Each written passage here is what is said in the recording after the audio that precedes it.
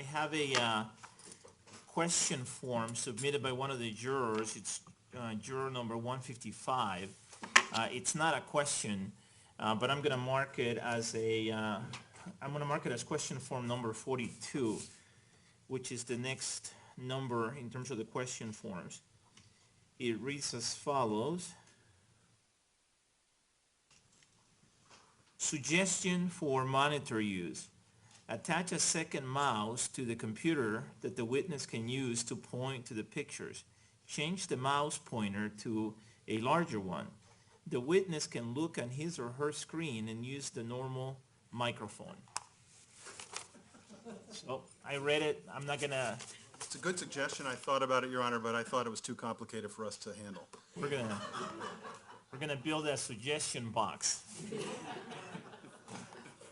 All right, you ready for the jury? I am, Your Honor. Okay, let's bring him in, please.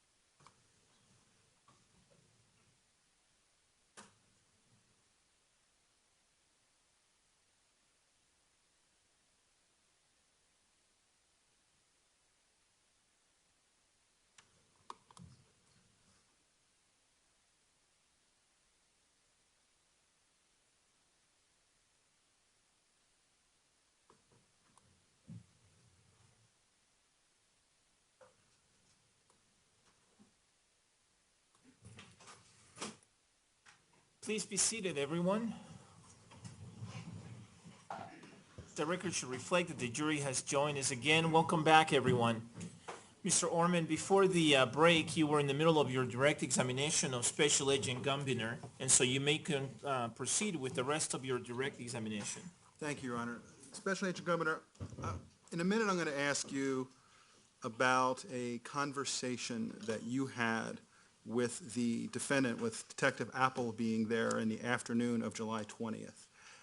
But before we get to the recording of that, I want to ask you about a portion of it that occurred before the recording, because when we hear the recording, you'll hear that it sort of starts in the middle of discussing, or near the end of discussing, the items that we had seen in the doorway. Is that correct? Correct.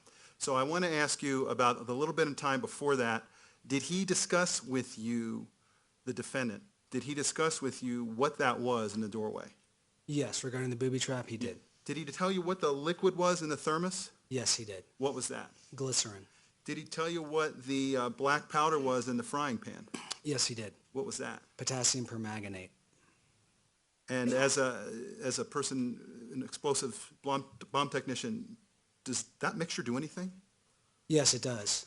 The mixture, if you mix those two ingredients, if you mix the glycerin with the potassium permanganate, you get what's called a hypergolic reaction. Potassium permanganate is a water filtration crystal that's utilized quite a bit here in Colorado. Glycerin, readily available at any Walgreens, CVS. If you mix those two, it creates this reaction. It's almost like lighting two sparklers on the 4th of July. You're going to get an extensive amount of heat. You're also going to get sparks and a lot of fire if those two ingredients mix. And that's what he had right at the doorway. Before we get to the recording, do you think it would be helpful for the ladies and gentlemen of the jury to see some photographs of what was inside the apartment, and so that they can have a context of what is being discussed? Absolutely. And if I showed you some photographs taken from near the doorway area of the apartment, could you tell me whether they fairly and accurately depict what was present inside that apartment on July 20th, 2012? Yes, I could. And by that apartment, I mean the defendant's apartment on Paris Street. Yes. May I approach with what I've marked for identification, Your Honor, as 4138, 4143.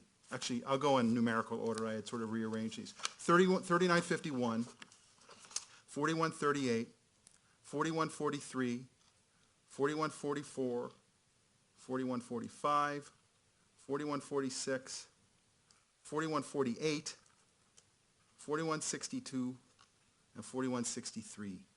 Yes, Thank you. And I've shown these to counsel during the break, Your Honor. thank you.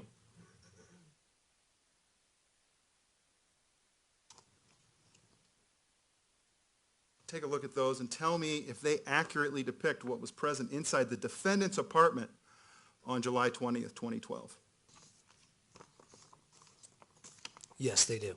Your Honor, I move for the admission of 3951, 4138, 4143, 4144, 4145, 4146, 4148, 4162, and 4163. Any objection? Without objection, People's Exhibits P-TR-3951, 4138, 4143, 4144, 4145, 4146, 4148, 4162, and 4163 are all admitted and may be published. Thank you. If we could please put up first 4138.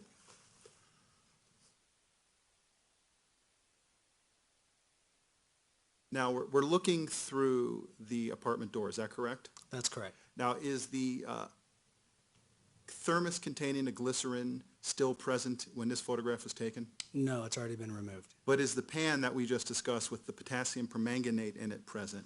Yes, it is. And we can see, did the defendant discuss with you those those soda bottles on the floor behind the chair? Yes, he did. And so when he talks about the soda bottles, where would they be in this picture? You can show us.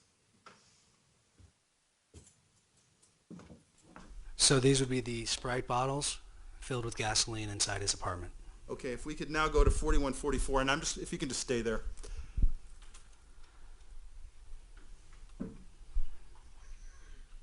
You'll hear at some point in the recording the defendant talking about making napalm and putting it in some jars with some bullets. Can you please point out where those are so the ladies and gentlemen of the jury can see that?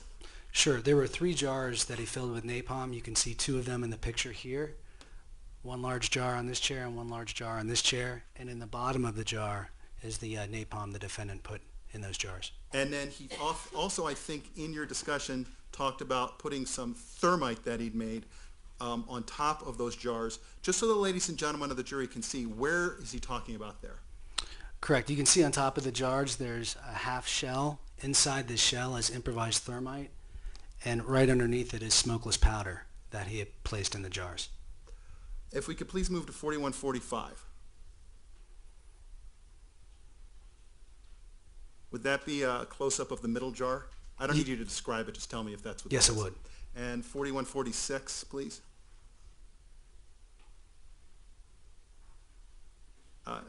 Is the jar on the right, can you see that in there? Yes. And where is that? Right here. 3951, please.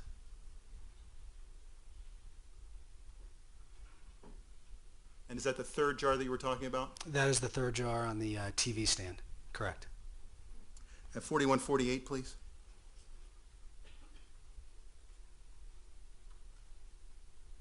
What is that a close-up of? That's the close-up of the potassium permanganate that was in the frying pan. And then you can see a white powder on the floor, but I think we can see it better in the next picture. 4162, please.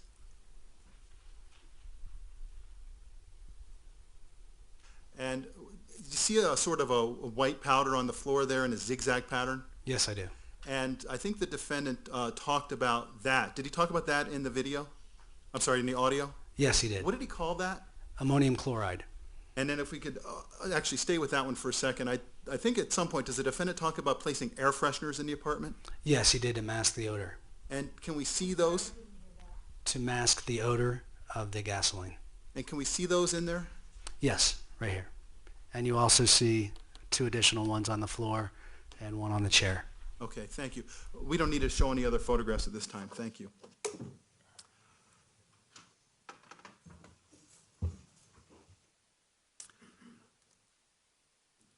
I want to now ask you about the recorded conversation with the defendant. When did that occur? In the afternoon of Friday, July 20th, around 3:45 p.m. Do you recall where? at the Aurora City Jail. I'd like to ask you about the demeanor of the defendant when you and Detective Apple were speaking with him. What was his demeanor? He was tired, soft-spoken. Was it similar to the demeanor of other people that you had spoken to in investigations involving explosive or incendiary devices? Objection, relevance, foundation, speculation, 403.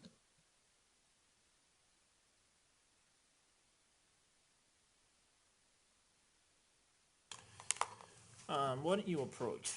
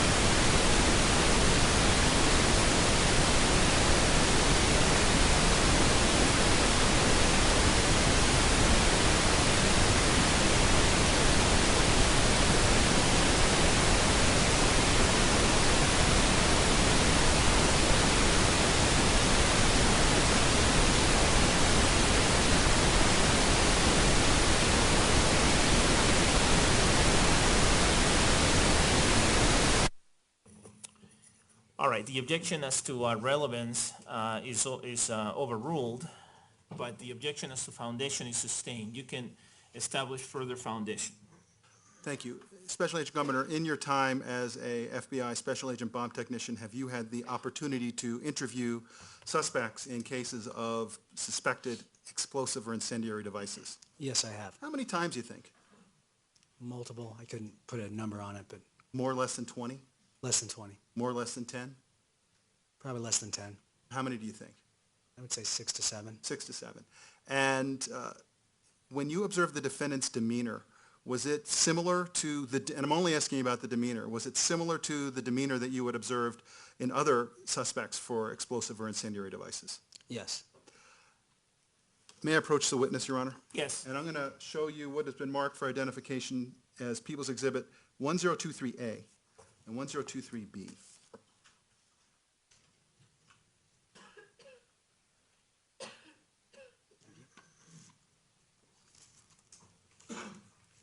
What is 1023A? It is a CD containing the recording of the interview. And apart from some portions that are hard to hear or inaudible, is that an accurate and fair representation and recording of the interview that you and Detective Apple conducted with the defendant? Yes, it is, How do you know that? because I listened to it. And how do you know you listened to it? My initials are on it, as well as the date. Thank you. And take a look at the B portion of that exhibit. What is that? It's a transcript of the interview. Have you looked at that transcript? I have. And have you actually made changes to it to make it accurate? Yes, I did. And as far as you can tell, is that transcript a fair and accurate representation of the words that are spoken on that recording? Yes, it is. Your Honor, at this point, I move for the admission of 1023A and 1023B. Any additional objections to 1023A and 1023B? No further objections. Without further objection, People's Exhibits P-TR-1023A and 1023B are admitted pursuant to my previous rulings. Your Honor, So, I'm sorry. Mr. Orman, would you, are you intending to publish these exhibits at this time? I am, Your Honor.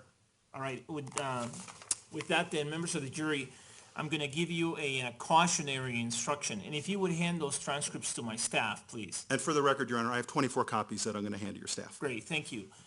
Before you do, let me give the jury a cautionary instruction. Members of the jury, the transcript that has been submitted is to be considered as any other evidence. You are not required to accept this document as an accurate transcript of the recording.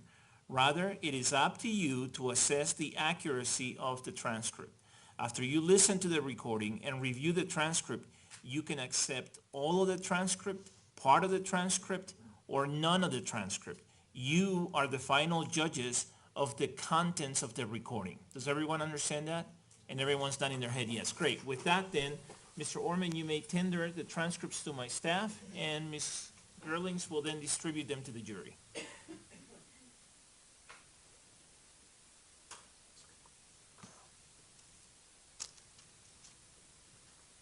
And you're not asking that my court reporter take down this recording, correct? I'm just asking to play it, Your Honor. Okay, great.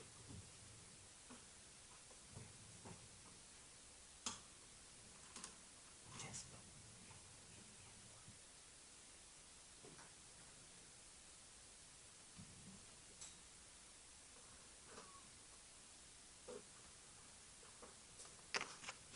Give me just one moment, please.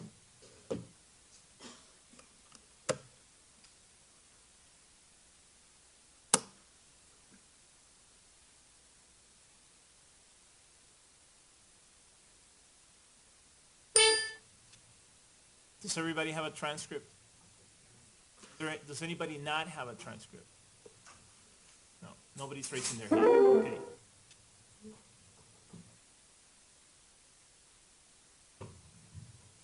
Your Honor, I don't know if the jury needs to be instructed if they're allowed to take notes on these individual copies. I hadn't considered that, but it just occurred to me. These individual copies that you have, actually, would counsel approach briefly?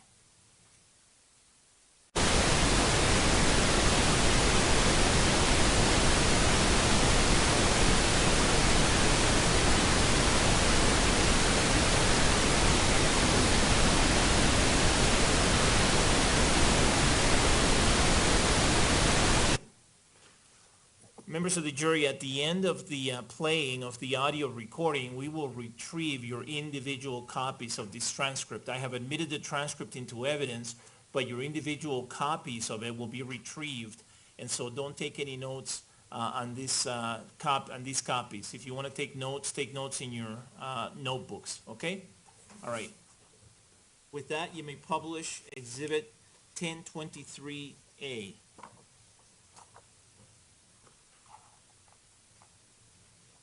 Okay, well, on the sneakers, on the black sneakers. It's blue. Okay. Is there a line run from the back of that to the chair? Is there something else that's running there? No, the whole thing is just, it's supposed to be in force so you can send everybody to the theater or whatever. Okay. So it's up to the music to play really, really loud so that would get people to call. Right. And get the forces to go there. There was I think the neighbor went over your place around midnight. So, James, help me here. So the plan was, as a version, that's fine. What's going to set everything off? The tripwire, is that going to set everything in the apartment off? Or how is everything set to not so much detonate, but start the inferno?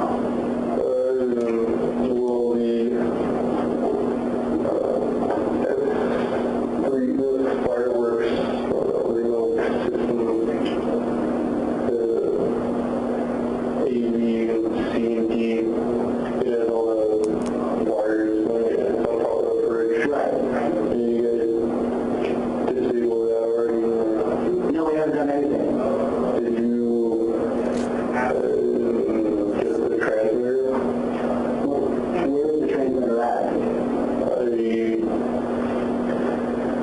put it on a garbage bag with also with the music thing, so the music would go off and then people would go to the garbage bag by the dumpster and then they'd put an RC car in there that put the transmitter on top of the garbage bag so that they'd see the RC car and try and play with it. So then they press the transmitter buttons, and that would set off the fuses to just the gunpowder gasoline mixture, which might set off the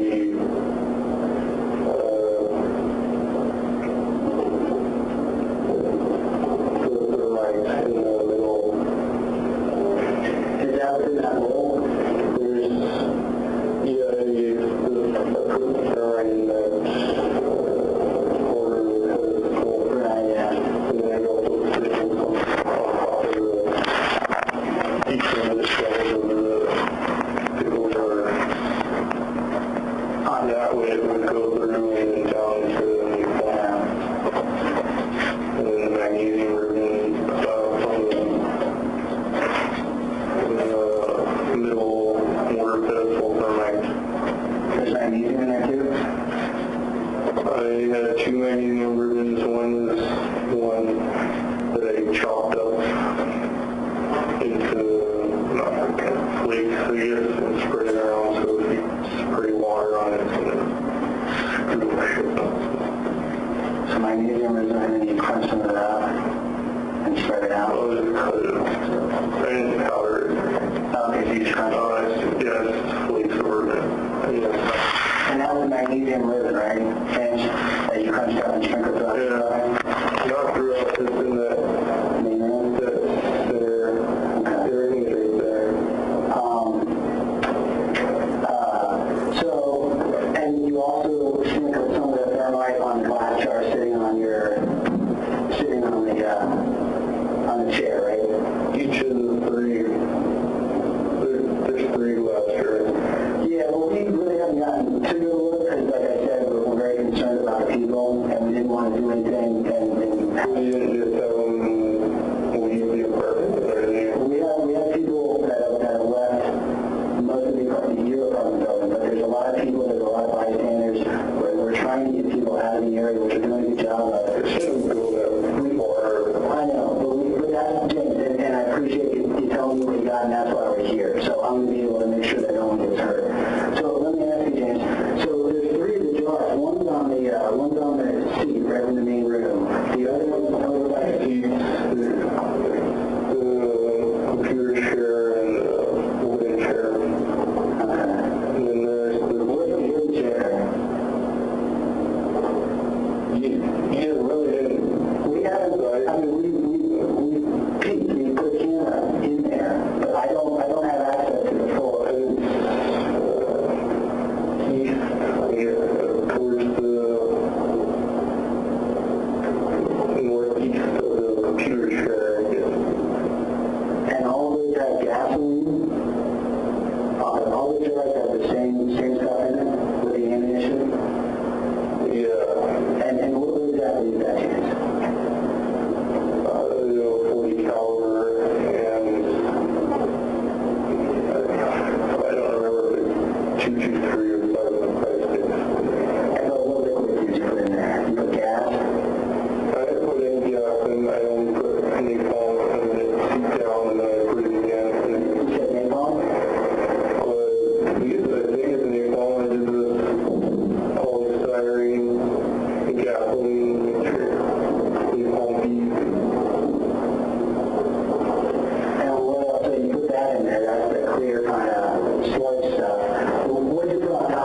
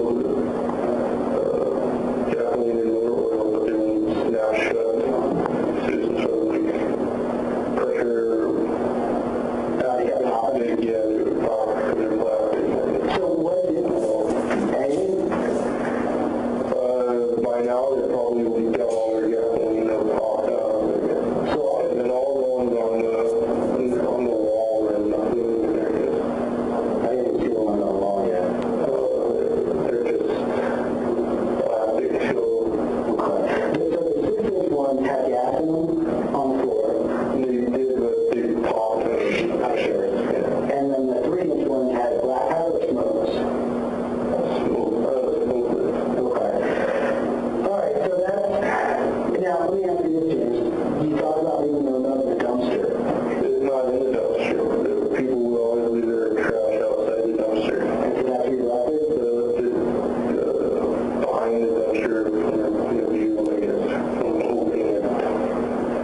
Near the Mexican restaurant side. So if I'm looking at the dumpster straight on, is it to my right or my left? What do you think? If you're looking at it straight on, it's to the left, kind of where the new convenience smart, it's very political and parking spot. Okay. And what does it look like, James? It's not a remote control car remote. Is it like a remote, like a TV remote? It was the white garbage bag with the boombox in it and the big super tank. And outside on the garbage bag is it has 1, 2, 3, 4 an ABCD. So let me ask you this, James. I look at that remote, hitting one of those buttons. Can any of this stuff go off on a timer or any time today? No, it's at any time. Say that one more time. So it can't be timed at any time, or it's not? No, there's no timer. There's no timer. So once we move to the main floor, so we have the computer chair, and then we have all that stuff with the phone and bowl. Then we go back towards the kitchen. What's back there on the left-hand side? That's where the other jar is, right? No, it's not. It's free. It's outside, because like if you're going back to the kitchen, it's on the left, right? Like on a TV tray or something like that? There's glass TV stand, and it's closer to the door than the other two are. Oh, really? Okay. Okay. And is that booby trapped at all? No, Is the only booby trap right at the front of the door? it's only that fishing line. Okay. You talked about crunching up the magnesium and spreading it around the apartment. Yeah.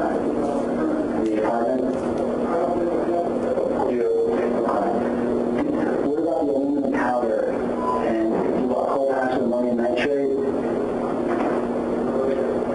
No, all the cold packs are now safety. I went to 5 or 6 different stores and they're all non-ammonium nitrate based, specifically, I guess, because of this kind of thing. Sure. So what about the zinc? You bought some zinc, correct? Yeah, that was all zinc, iodine, ammonium. I needed the ammonium nitrate from those cooler packs to have water. It ignites water, so when you try and put it out, it would get worse. And Since I couldn't get and that was what you made the zinc and aluminum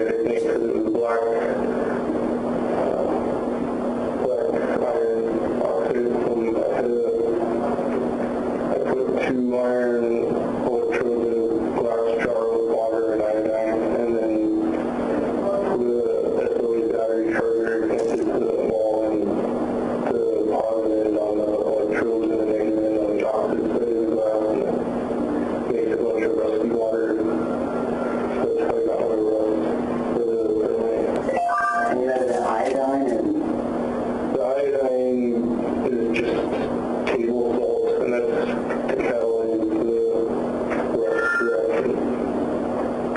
Yeah. Okay. So none of it's timed, so none of it's going to go off without someone hitting that button, is basically what we think, right? Timing was supposed to be the music, so that it got the people there and it got the whole shindig. They were ready to put that in. So let me ask you this, James. There's an ammo can in your bedroom. What's in that? Stuff that were around, there's no... So there's no explosive hazards? No, there's nothing in my bedroom or kitchen. Well, there's the remaining gasoline in the gas tank, which should be safe. Where's that at? In the kitchen under the microwave. That's just stored gasoline. Okay. But you're saying there's nothing in your bedroom? Yeah, in the bathroom there's the blue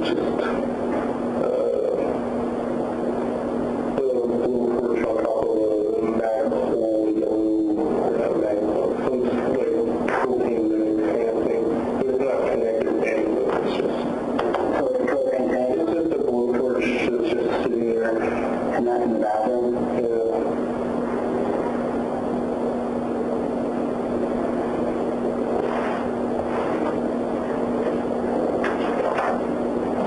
And you're saying it's gas and all those 2 liter bottles. Is there anything in the kitchen that's an explosive or incinerating hazard? Did you put anything in the kitchen?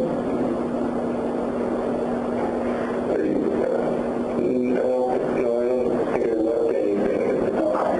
It wasn't, And you just put, now the firing box that's above the refrigerator with all the wires going to it? yeah, talent clips. Right. Is that attached to any remote, or is that? That's the transmitter. Okay, so that's the receiver.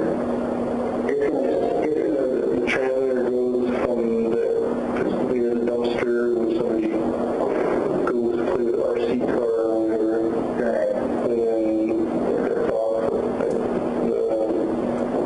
the receiver on top of the fridge. And the 2 little boxes that are in the main room with the lights that are going, back and forth, the launch control, It's infrared, so there's an infrared, the transmitter for that's behind like plants. You have to go and press that. Well, first you have to click that, so you really have to try and put those on. because they're not armed. You could arm them. You Are have, they armed right now, James? no. And the transmitter is behind your plant.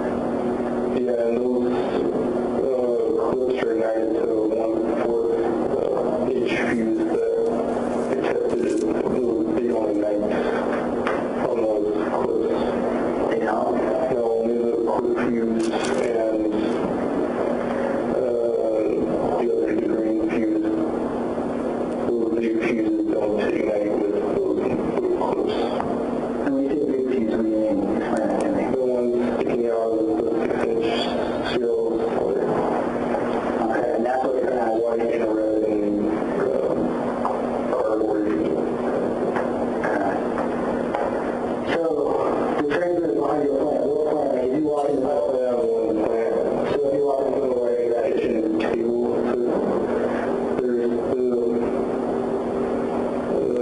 glass TV stand and the table in the kitchen. And off, and then kind of an L. and then what's it look like? It has a set button. It's a white, what color is it, James? White. Same with the other transmitter, it's not the same buttons. And so if I picked up the transmitter and hit the button, nothing should happen because the launch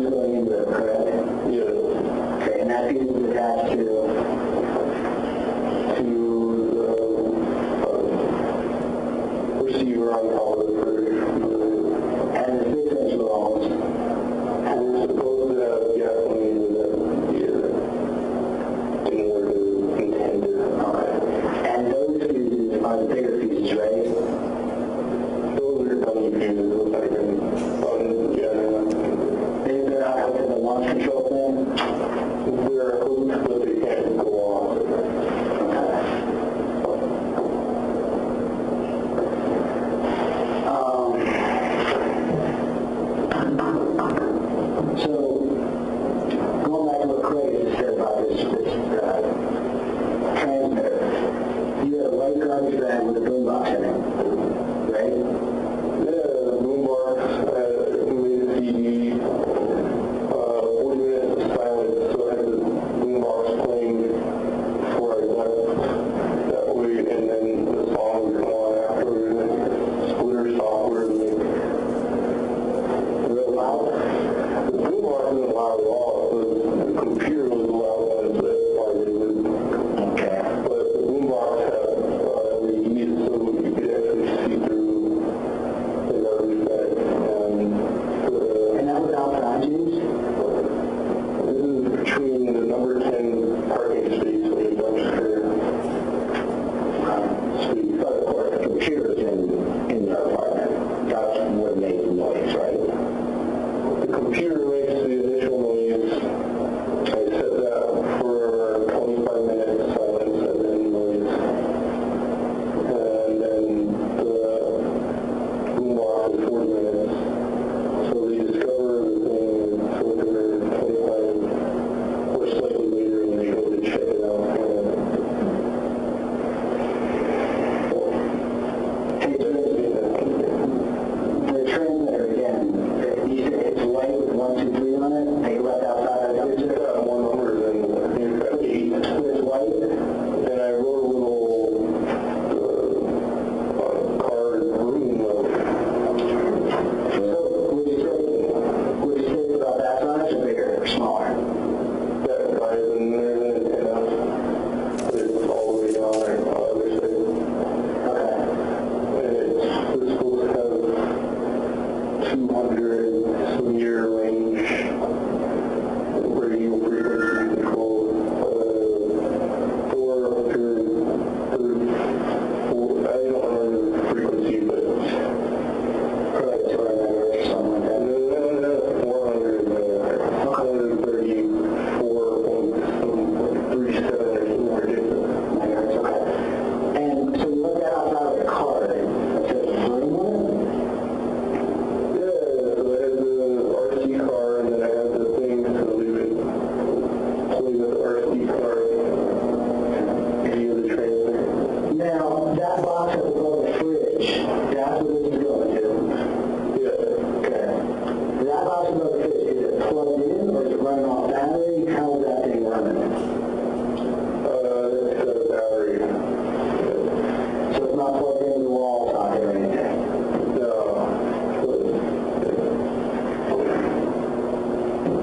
How long the battery gonna last, you know? I didn't test how long. What kind of battery? Did you put batteries in it or is it a self-contained individual battery that comes with the machine? It's contained battery. Solid lead acid battery. Okay.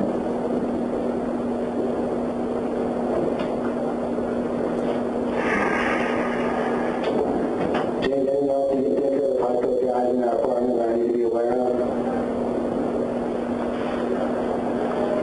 Did you cook up any explosives?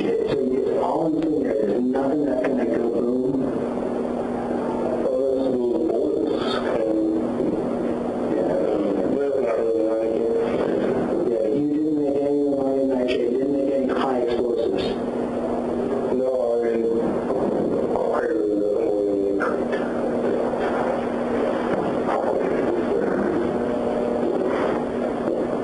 So, if I go walk in with James, anything else you can think of, what I would be concerned about?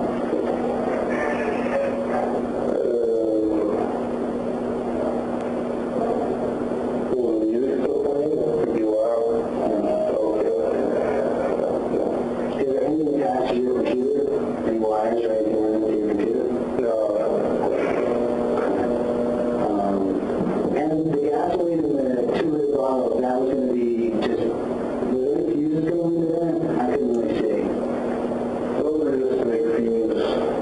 So the fuse lit once everything went?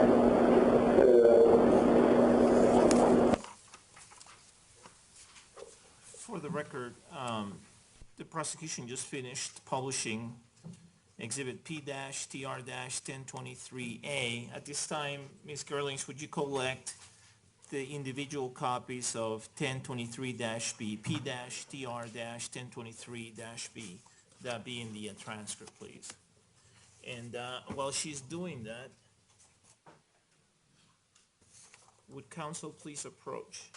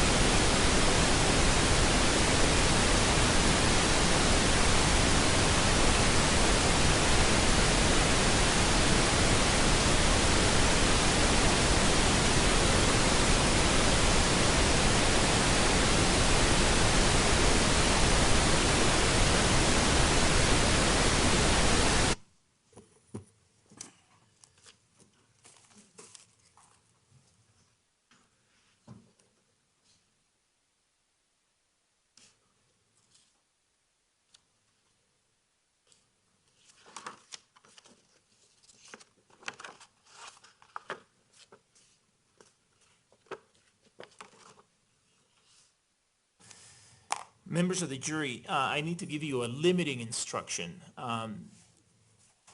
The recording that you just heard, which is People's Exhibit P-TR-1023A, contained some statements by Detective Apple and Special Agent Gumbiner in terms of the questions that they were asking. You need to know that those questions, those statements by the Detective Apple, and the Special Agent Gumbiner were allowed for the limited purpose of placing in context the defendant's answers.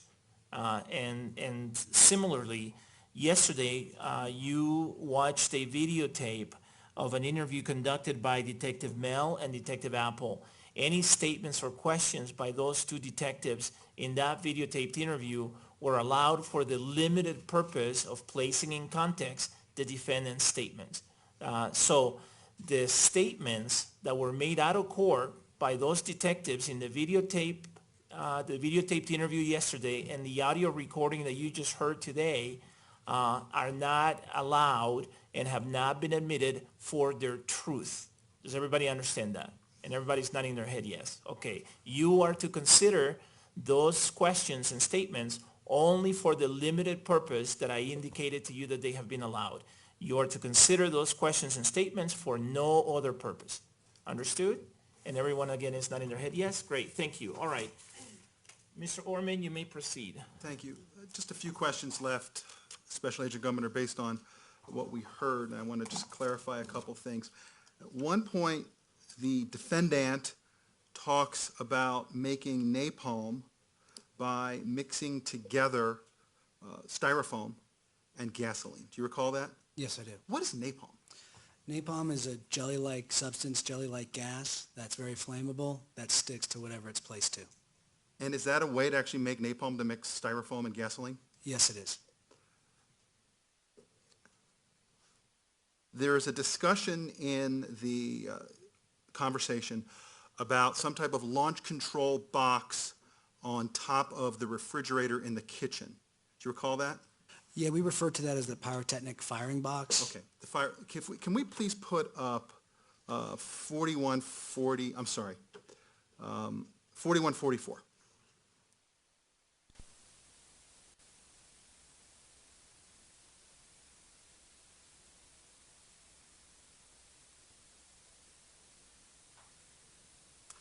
And actually, and if we could go to 4145, I want to ask a couple questions about these pictures. All right, so in this picture, based on what he was describing to you, where is the napalm in that? In the bottom of the jar. Sort of that, I don't know, what color would you call that? A greenish-brown sludge. Okay. And if we could go to 4148, please. And 4162.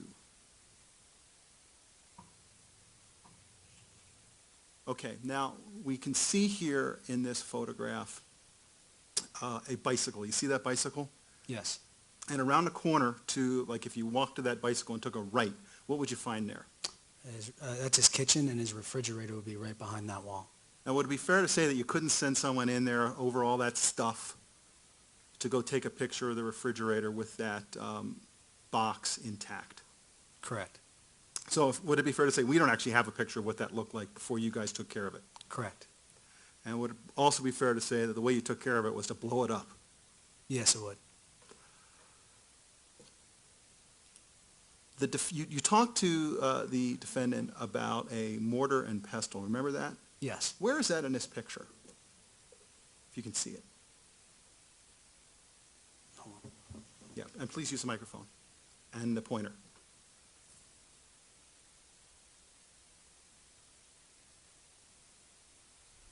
Actually, I don't see it in this photo. Okay. It's sort of in the middle there, sort of hidden behind something? It should be. Yeah.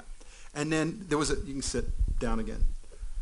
There was a discussion also of, in addition to this box on top of the refrigerator that you can't see, a second thing, a launch control system with a remote control behind the plant on the table. And we'll see a picture of that at a later time.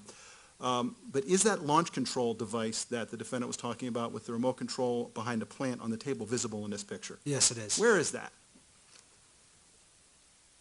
So it's right in the middle, and you can see it right here. It's the launch control box. There's actually two of them. You can't see the other one in this picture. I want to just ask you a couple more questions about the booby trap in the doorway. Was that set up in a way where a person could set that, step over it, and then safely exit the apartment? Yes, it was. Thank you. Let me see if anyone has any further questions. Nobody does. Your Honor, I have nothing further on direct examination. Ms. Spengler, do you have any cross-examination? You may proceed.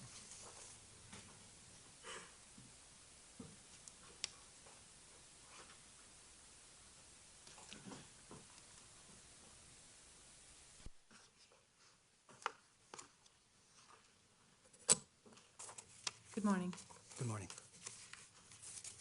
I want to start out by talking about your discussion with Mr. Holmes at the city jail the afternoon of July 20th, okay? Now, you talked about his demeanor. Now, you're aware that he had been sitting at the headquarters close by since early in the morning hours of July 20th, is that right?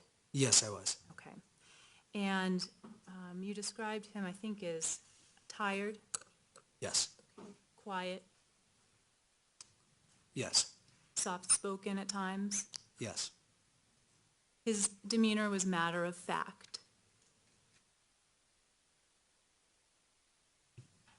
Sure. Is that, okay. He wasn't overly proud or excited. No. Is that an agreement? He wasn't overly proud or excited? Correct. Okay. And when the discussion that you and Detective Apple was over, the discussion you were having with Mr. Holmes was over, he went back to a blank stare. Is that right? I don't recall. And you didn't promise Mr. Holmes anything in order to, for him to answer your questions, like a promise of leniency, correct?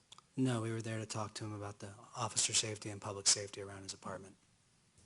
So there was no promise of leniency that was made to Mr. Holmes in exchange for him answering your questions. No. Okay. And you also explained to Mr. Holmes before you started asking him questions, well, let me strike that.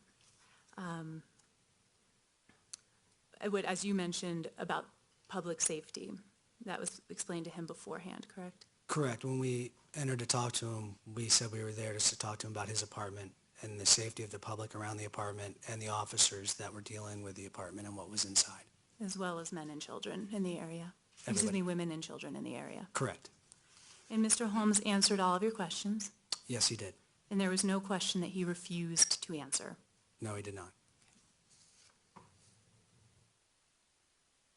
Now I want to step back in time to your work at the theater on Mr. Holmes' car, the white Hyundai, parked in the rear of the theater. If we could show Prosecution Exhibit 2986, which has already been admitted. Yes, please. Okay, so we can see the white Hyundai to the on the sort of right of the exhibit, and we're now looking at People's 2986, and you recognize the car, of course? Yes. Okay. And you arrived, and you and the Arapahoe County Bomb Squad started working on the car in the early morning hours of July 20th? Yes. Okay. And that was around probably 2 a.m., 3 a.m.? Correct. Okay. Now, you had not spoken with Mr. Holmes at that point, right? No, I had not. And your work on the car in order to determine whether there were any devices that you needed to be concerned about within the car, that wasn't as a result of Mr. Holmes telling anyone that his car was rigged or had any explosives in it, right? I believe he mentioned that he had IEDs to the arresting officers, and that's why we took the precautions to search the vehicle. And that was at the apartment, but there was a precaution to search the vehicle, is that right? Correct. Okay. And you weren't present when Mr. Holmes was arrested. You don't know exactly what he said to the arresting officer, right? No, it was relayed to me by the officers on scene. Now, the work that you and the Arapahoe County Bomb Squad did on the car, that was all recorded through that bomb robot that was used on the car, correct? I believe so, yes. And when I say recorded, I mean video recorded. Correct, from the robot camera. And you mentioned earlier that there were a few bags in the car. I think there was a duffel bag and a black and white backpack, or excuse me, black and blue backpack. Now, no explosives were found in the backpack in Mr. Holmes' car, correct? No, Okay. And no explosives or incendiary devices were found at all within the car, correct? there was a 5-gallon gas container with a little gas, and that was it, but it was not improvised, it was just a gas container. Like a red gas container that we would put gasoline in to keep in our car if we ran out of gas. Correct. Okay. But you had the opportunity to look inside the car to see some of the contents of the car while you were working on the car in those early morning hours, correct? Yes, ma'am, I did. Okay. And you didn't see any sleeping bags or tents in that car, did you? No, I did not. Okay. You didn't see a big quantity of food or any coolers in that car? No, ma'am, I did not. You didn't see a passport in that car? No, You didn't see any cash in that car? not to my recollection. And the car, as far as you know, was not moved from the time that Mr. Holmes was arrested in the very early morning hours of July 20th, correct? To my knowledge, the car had not moved. Okay, so that was the way the car had been parked when Mr. Holmes parked the car? Correct, behind the theater. Okay. Nose into the sidewalk? Yes. Okay.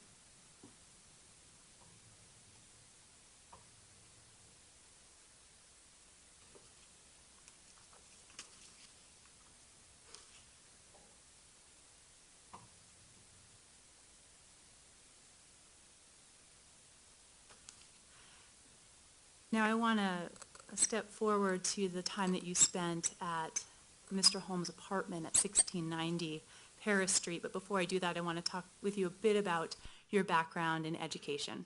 Okay. Now, you began with the FBI in 1999, Correct. and you graduated from college in 1994, is that right? Correct. Okay. So you began with the FBI about 6 years following your graduation from college. Yes, I did. And your degree from college was not a degree in science, correct? Correct. Was not a degree in chemistry, No.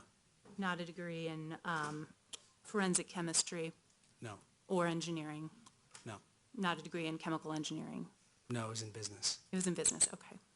And no advanced degree, is that right? Correct.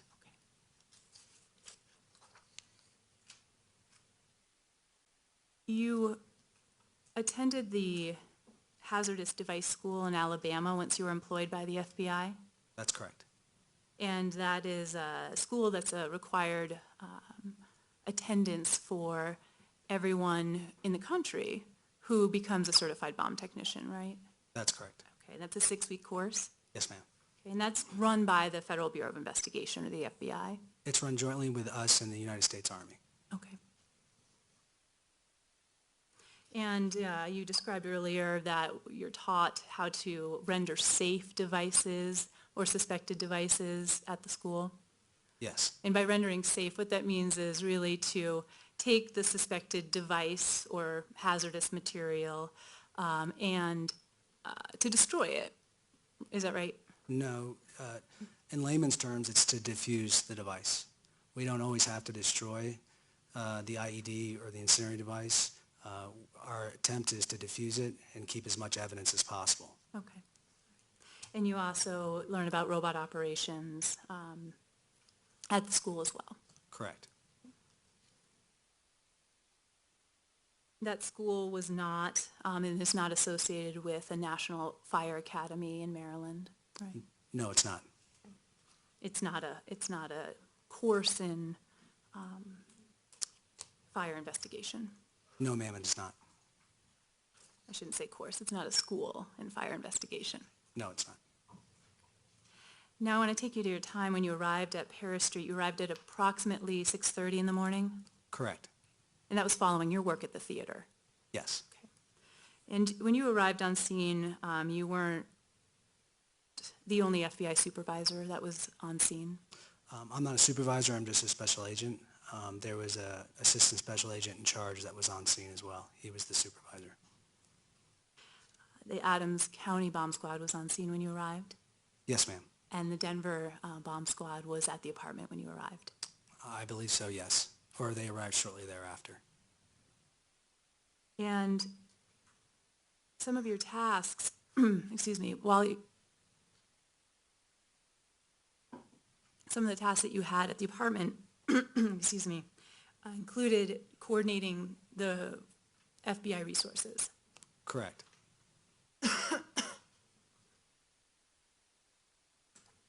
Also communicating between the various agencies that were on the scene or at the apartment. Correct. You also assisted in collecting evidence later on Yes, I did. and assisted in getting that evidence or those items recovered from the apartment to the lab in Virginia. Mostly coordinating, but yes. So you were a busy man on this scene at the apartment. Yes, ma'am. And prior to your arrival at the apartment at 6:30 a.m., by the time you arrived, the Aurora Police Department SWAT team had already been through the apartment building. Is that right? Correct. Okay. And the robot operations at the apartment had already begun. Yes, ma'am. And the robot operations, or the robot that went into the apartment, was run by the Adams County Bomb Squad. Yes, ma'am.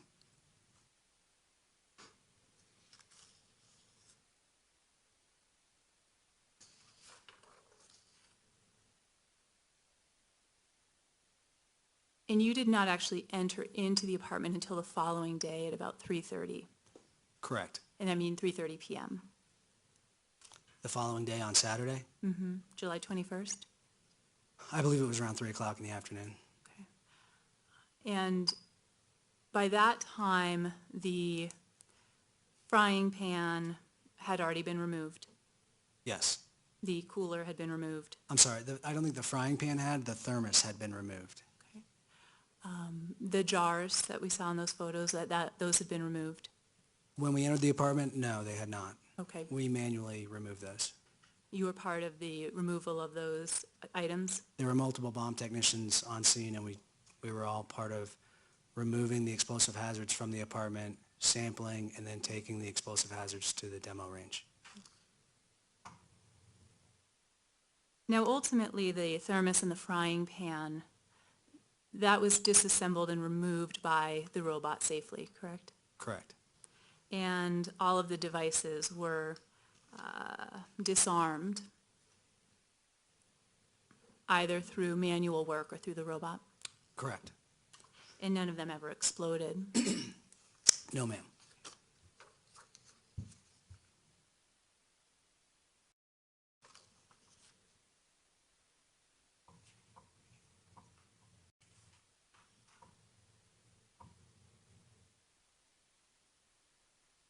Now, I want to talk about what you were able to see before you entered the apartment from the doorway. And you mentioned earlier that you were able to see into the apartment from the vantage of the doorway and see the frying pan and see the cooler, as well as some of those black plastic spheres. Is that right? Correct. Okay. I'm going to approach with what I will now mark.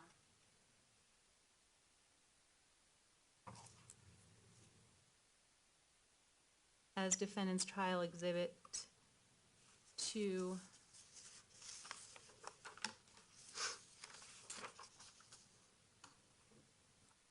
three, and 4.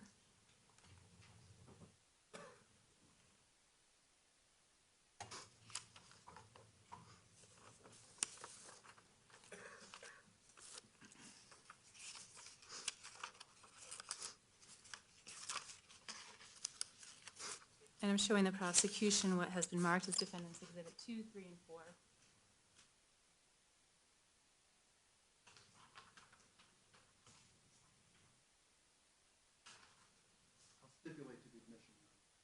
Okay, are you moving their admission? I am. All right, do you want to move their admission now?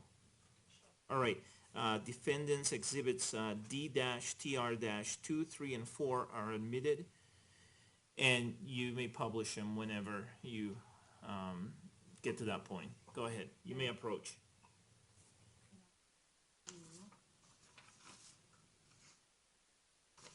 Thank you.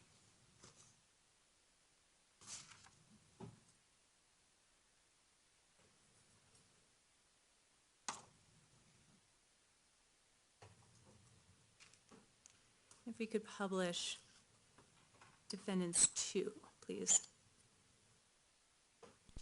Which is 453.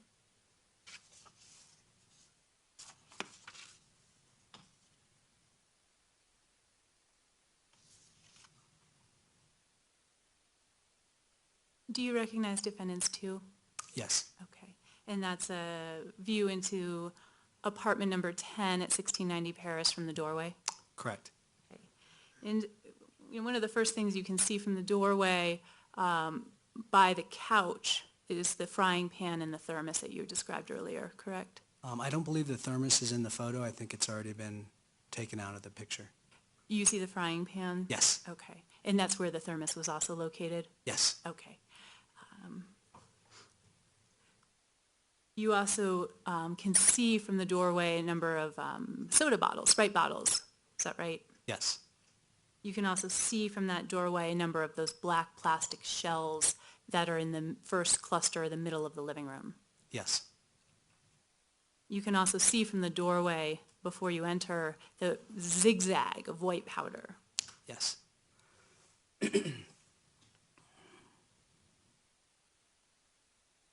And if we could publish Defendant's Exhibit 3.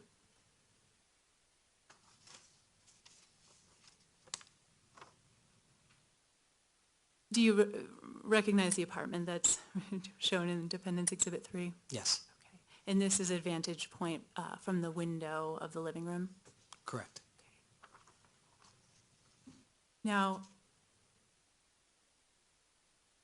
there were no devices, no explosives that were hidden behind the couch that you see on the left side of the picture, Defendant's 3, correct?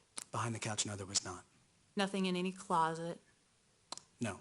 nothing in the bathroom, no explosive or incendiary device in the bathroom. He left a blowtorch in the bathroom, but he left a blowtorch in the bathroom, but no device.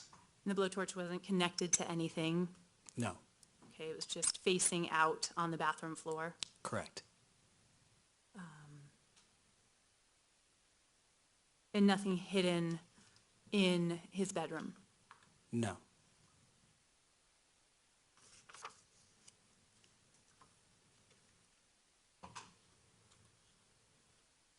I want to talk a bit about the frying pan and the cooler by the couch. If we could look at people's 4858, please. And that's already been published and admitted.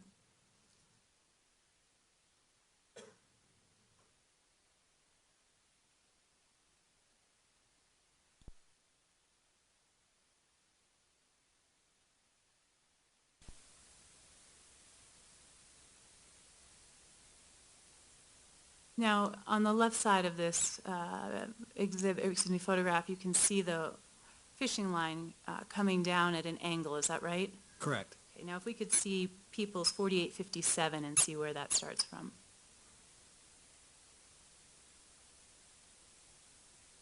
Now that tack is next to the door jamb, right? Correct. Okay, and that tack is not attached to the door itself. No, it is not. Okay, and a door jamb is generally about 4 feet up? Yes, Okay, and so we have the line coming down at an angle and attaching to the to the cooler, the thermos, correct. the thermos. And so what we don't see is this fishing line down close to the floor, just a few inches off the floor, set up in a horizontal way. I'm not sure.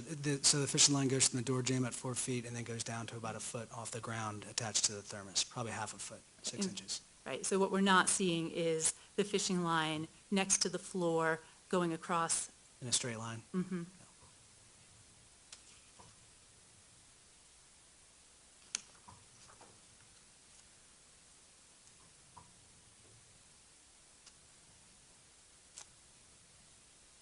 And we can take that down, thank you.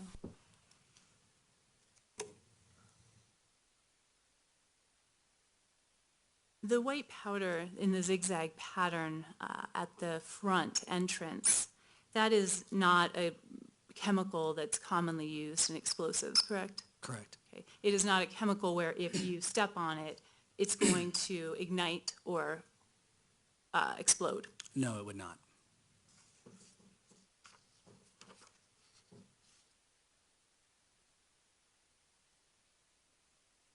And the thermos and the frying pan contraption next to the couch, that did not fall over when the door to the apartment was opened by the bomb robot, correct? Correct. Okay. And that did not fall over when the robot entered or tried to enter into the apartment, right? The robot it didn't move that far in order to trip the tripwire. And when all of the windows were broken out in the apartment, nothing moved, it didn't trigger. Correct.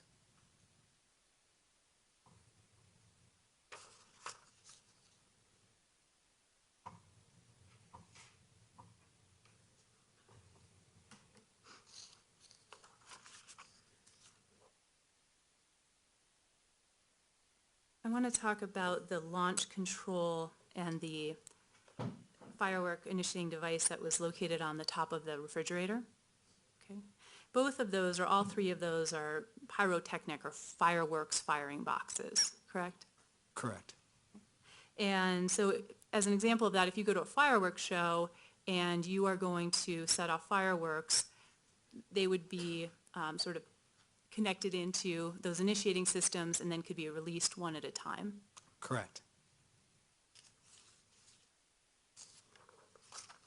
So I want to start off talking about the launch control boxes that we saw in the middle of the living room.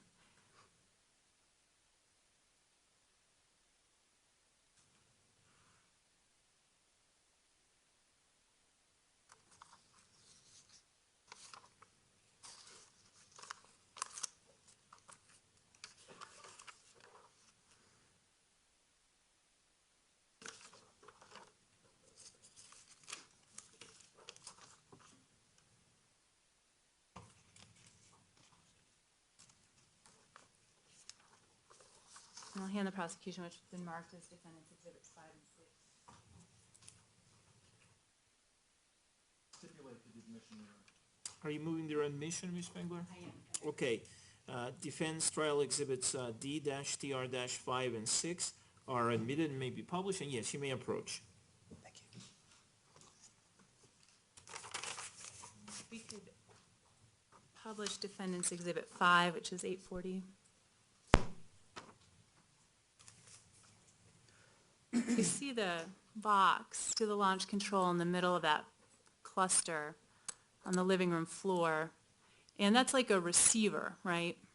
Correct. Okay, and so you would need to take a remote, point the remote at the receiver in order to initiate an electrical charge, which could, in the firework example, set off the firework, right? Correct. Okay, and a remote was located in the apartment, right? Yes, it was. But if we could put up defendants exhibit 6 or 461. Remote was actually located on the dining room table, which is on the other side of the room that we were just looking at, correct? Correct. This is almost in the kitchen. Correct. So in order for those receivers in the living room to be turned on, someone would have to get that remote from the dining room table, bring it back over to the receiver, get into line of sight with that box or receiver, and then press the buttons on the remote. Well, the receiver actually was on. The box was on. Correct. meaning the power was on, so there were flashing red lights. Correct. Okay, but in order to start any electrical charge within that box, we would need to get the remote, bring it back over, get it into line of sight, and press the remote like a TV remote. That's correct. Okay.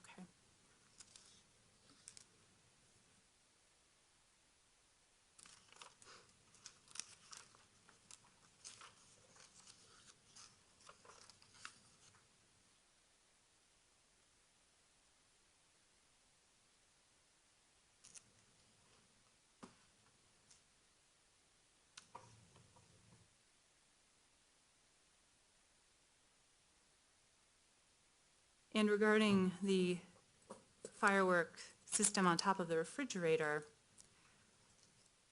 in order for that firework system to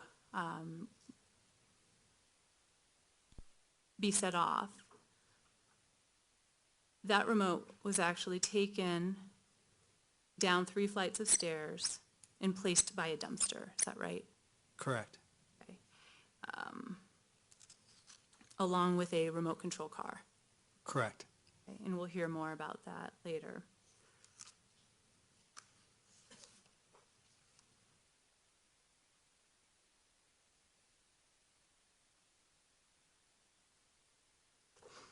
There's nothing about these firework systems in and of themselves that are incendiary, right? Just them of themselves? No. Okay. Now, in your experience, you've certainly dealt with a variety of devices in different situations, right? Correct. Okay. And there are certainly a variety of explosive devices, and they can be arranged in a variety of ways. Correct. You can have a planted booby trap where that's hidden, that nobody could see, right? Correct. You could have pressure plates where if a pressure plate is initiated, that could initiate an improvised device. Correct. You could have a timed event, meaning that a bomb or an explosive device could be timed to go off. Correct. You could have a movement-operated device where just somebody's movement could trigger an explosive or incendiary device to go off. Correct. And as we mentioned, there are certain powders that if you just step on could cause an explosion or a fire. Correct. And nothing was set on a timer in that apartment, right? Correct. And there was no pressure plate within that apartment, right? No, there was not. There was no chemical put anywhere that just stepping on it would cause it to explode or ignite. The booby trap, the potassium permanganate and glycerin, if you stepped on that and those two mixed, it would ignite. If you put your foot into the frying pan and knocked over the cooler. Correct.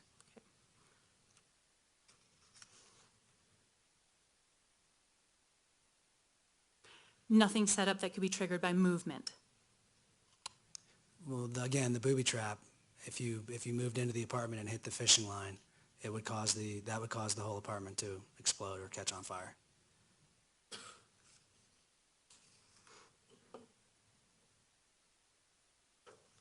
And you can actually improvise those initiating devices to work off of a timer, right?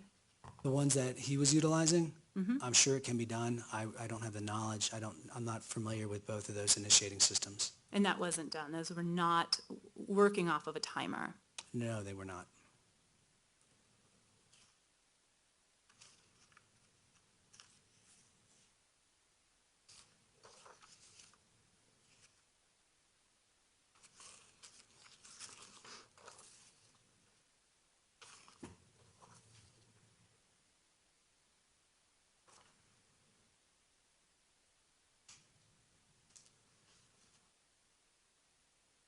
During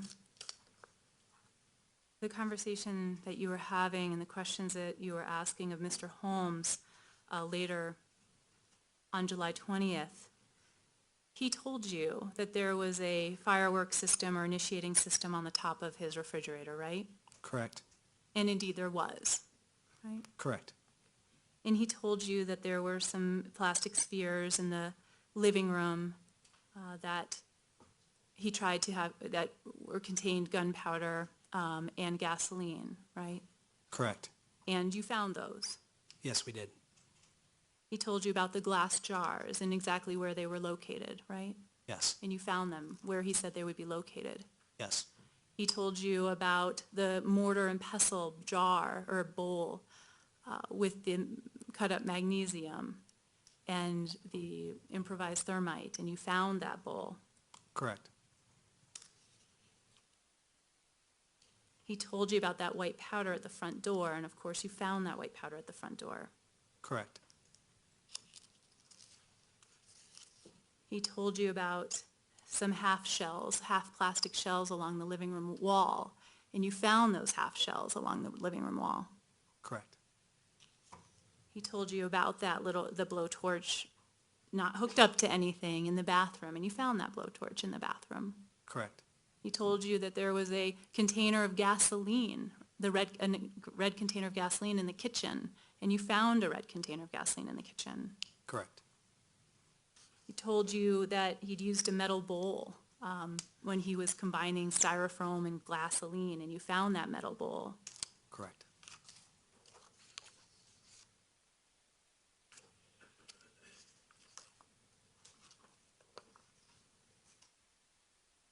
We talked earlier about the myriad of things that you did during the investigation, including collecting evidence, arranging for evidence to be sent away, as well as communicating between the different agencies. And certainly either side should have access to evidence, right? Correct. Okay. And evidence doesn't belong to one side or the other. Correct. And you and your agency were one of the first that were on scene at the apartment, right? One of the first, yes. Aurora PD and Aurora Fire were there as well. Okay, as well as at the theater. Correct. And you participated in evidence documentation? On the documentation side, I don't believe I did. I was kind of overarching, making sure everything was being communicated and handled. Okay, but collection? I didn't do any of the collection or sampling. I turned the apartment, to my knowledge, I turned the apartment over to our evidence response team. When we were done with the explosive hazard, we had a chemist and an examiner from our explosive unit that were flown down to do the collection on scene of the explosives and the liquids and all the incendiary ingredients that we had, and they collected it for sampling. Okay, and I thought that earlier you had mentioned in your testimony that you had collected some of the items the following day in apartment number 10. I was tasked with coordinating the evidence collection. But, and you've offered expert testimony today, right? Correct. And when I reached out and asked to talk to you, you declined to interview with us. Correct. Judge, I have no further questions. Okay, do you have any redirect? Okay.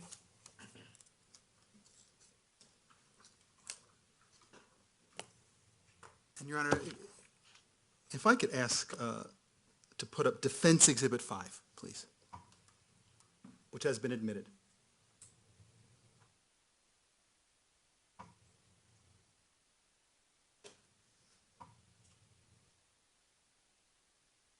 I saw it for a second, I think. Okay. Special Agent Governor, I asked you about the mortar and pestle. Counsel for the defendant asked you about the mortar and pestle. This is Defense Exhibit 5, which was admitted. Can we see the mortar and pestle in this picture? Yes, we can. And where is it? Right in the middle on the white next to the two. Can you just quickly point it out with that thing? It's right here. Okay, thank you. You can see it again. Ms. Spengler asked you some questions about the explosive or incendiary devices not going off. Correct. When they were rendered safe by the professionals at the scene. Is that part of the idea behind rendering safe, not to set them off? Yes, it is. That's our goal. And do you go through training to do that? Yes, we do.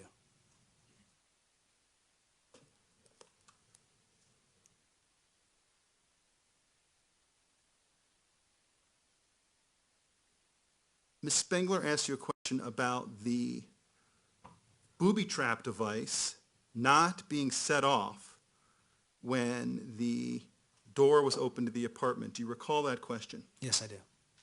Now, do you have training, just as a law enforcement officer with the FBI, of entering potentially hazardous and dangerous locations? Yes, we do. And would a police officer, an FBI agent, anyone involved in law enforcement in the United States of America, entering a place like that, just stand in the doorway? Objection to the form of the question, leading argumentative. Sustain as to the form of the question. You may rephrase. In your experience, would a police officer, federal agent, entering that apartment just remain in the doorway? No, we would not. Why not? They actually, there's a term for it called the funnel of death. That's the last place that you want to stand if you're making. Objection. Overruled? Please continue. For a law enforcement officer to stand in a doorway, it's one of the most dangerous areas that you could stand in if you're making entry into an apartment or a residence. So we're trained not to do so. So if you were entering that apartment in some type of emergency or hazardous situation, where would you go? Once we breach the door, Yeah. we would stand back away from the door frame. And if you entered? If you had to enter? If you had to enter, you would enter and you would, what they call is, you would drive the wall, or you would enter a two-man team and you would enter the apartment very quickly and get out of the doorway, meaning entering the apartment and looking for a threat. And doing so, would that have set off that tripwire device? That would have. If you were entering the apartment in that way, it would have. And with the lighting that was present in the apartment, without a spotlight from a bomb computer shining right on it, like we can see in those pictures, do you think a police officer entering that apartment would have been able to see that fishing line to avoid it? Objection to the form of the question, speculation, 401, 403. I didn't hear the last part. Relevance. Overruled, it is relevant based on the cross-examination. You open the door, so it comes in the 401 and 402. The probative value is not substantially outweighed by any dangers outlined in Rule 403, so it's admissible under 403. And in terms of speculation, it doesn't call for speculation based on this witness's expertise. So you may ask the question again. If a police officer entering that apartment in an emergency situation were to, well, would they have been able to see that tripwire without the flashlight or spotlight from that bomb robot shining on it? Objection. Why don't you rephrase the question? I'll sustain to the form. Instead of asking whether someone else could have seen it, you can ask if he believes that would have been visible. Thank you, Your Honor. So, entering that apartment with the lighting that was present, without the spotlight from the bomb robot to illuminate the fishing line, would that fishing line have been visible? Most likely not. And if the defendant's description of what he set up, and with the gasoline in the apartment, if a police officer entering that apartment, not seeing that fishing line, had set that off, what would have happened to that police officer or anybody else? Judge, objection. Overruled based on the cross-examination, it's appropriate. You can answer. If the officer would have initiated the tripwire, the hypergolic reaction would have caused sparks and flames, which would have hit the carpet that was saturated with gas and oil, which would in turn have made the whole apartment explode, killing or maiming whoever was inside at the time. You talked about gasoline, and the defendant talked about gasoline. Did you smell gasoline when you were in there? Yes. It was all over the carpet.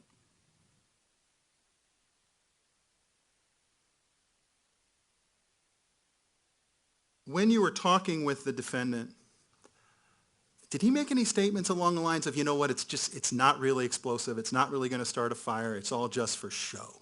No, he did not. I don't have any further questions. Thank you, Your Honor. All right, any recross? There are questions from the jury, quite a few.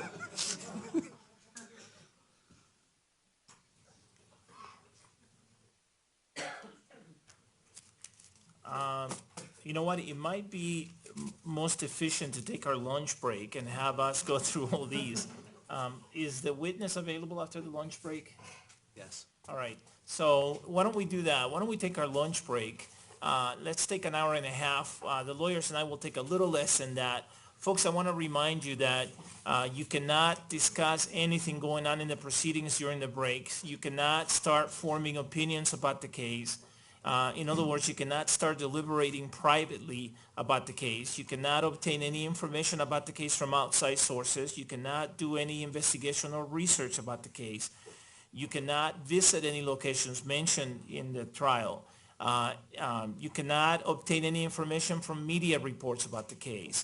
And you cannot talk to anyone or allow anyone to talk to you about the case. If you hear people talking about the case, remove yourself from that location immediately and then report to my staff if you inadvertently overhear something that you need to talk to me. All you have to do is tell my staff that you need to talk to me. Don't say what it's about. All those admonishments that I have been giving you are extremely important and continue to apply. It may be tempting for you to want to talk about what's happening in the courtroom. You have to resist that temptation. It may also be tempting to want to start forming opinions about the case. Again, that would be improper. You need to keep an open mind. You need to remember the presumption of innocence that remains with the defendant throughout the trial and that must be given effect by the jury throughout the trial. And you also need to remember what I said to you before, and in fact, I've said it multiple times. Sympathy and prejudice cannot affect any of your decisions in this case, either sympathy or prejudice for one side or the other. All right, all of the admonishments apply during the lunch break. Have a good lunch. I'll see you back here in about an hour and a half. Thank you.